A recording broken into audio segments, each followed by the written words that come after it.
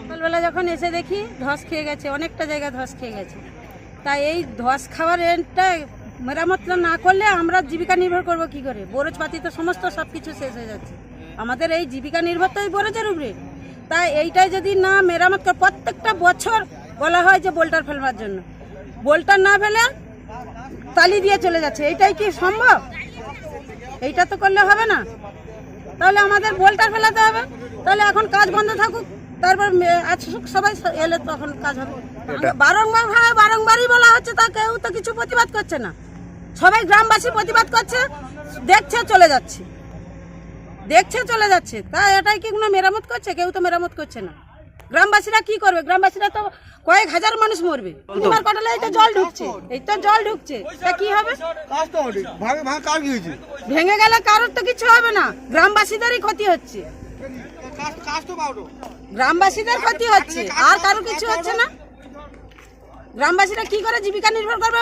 মন্ত্রীকে এসে বলে দেবে যে এইটা করলে হবে, বাকি কিছু। বিশাল আতঙ্কের মধ্যে আছি আমরা। এসে দেখি বিশাল ধস।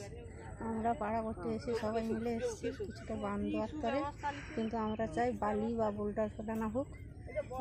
নাহলে সামনে যে বর্ষাকাল সব ধুয়ে চলে যেতে পারে, সব বাড়ি ঘর পুকুর বরজ সব নষ্ট হতে পারে।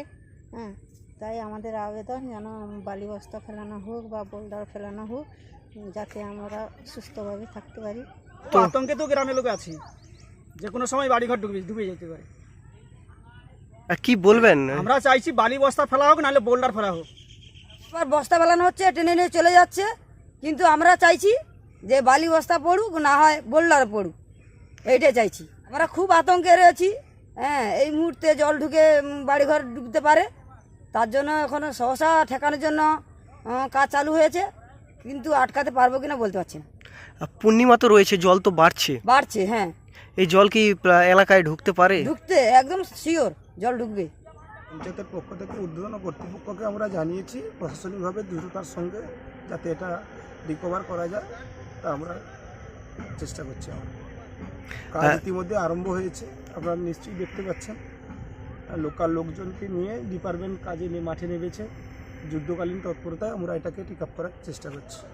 আপনার নাম পরিচয়? আমার নাম শিবশঙ্কর রঞ্জিত, উপপ্রধান, মুড়িভাঙ্গা এক গ্রাম পঞ্চায়েত। এটা তো নতুন কথা নয়। গোটা সাগরদ্বীপের যা পরিস্থিতি, যদি নয় নদীবাঁধকে কংক্রিটভাবে রিপেয়ারিং না করা হয়, সাগরদ্বীপের মানুষকে রক্ষা করা যাবে না। আর সাগরদ্বীপের মানুষকে রক্ষা যদি না করা যায়, আর সাগরদ্বীপের মানুষ যদি বিপদগ্রস্ত হয়, তার জন্য দায়ী সেটা হচ্ছে সুন্দরবন উন্নয়ন মন্ত্রী বঙ্কিমচন্দ্র হাজরা। কেন্দ্রের সঙ্গে যদি সহযোগিতা থাকতো, তাহলে আজকের সাগরদ্বীপটাকে একদম কংক্রিট বাঁধ দিয়ে কিন্তু মুড়ে ফেলা যেত। আরে মানুষকে তো বাঁচাতে হবে, রাজনীতির ঊর্ধ্বে এসে মানুষকে বাঁচাতে হবে। রাজনীতি যে যেটাই করতে পারে। আমরা ভারতীয় জনতা পার্টি করি, আমরা ভারতীয় জনতা পার্টি পক্ষ থেকে বলছি যে আগামী দিনে যদি ভারতীয় জনতা পার্টি ক্ষমতায় আসে, কেন্দ্র সরকারের সহযোগিতায় আমরা সাগরদ্বীপের চতুর্দিকটা হচ্ছে কংক্রিট নদীবাঁধ করব। এটা আমাদের দাবি দীর্ঘদিন থেকে।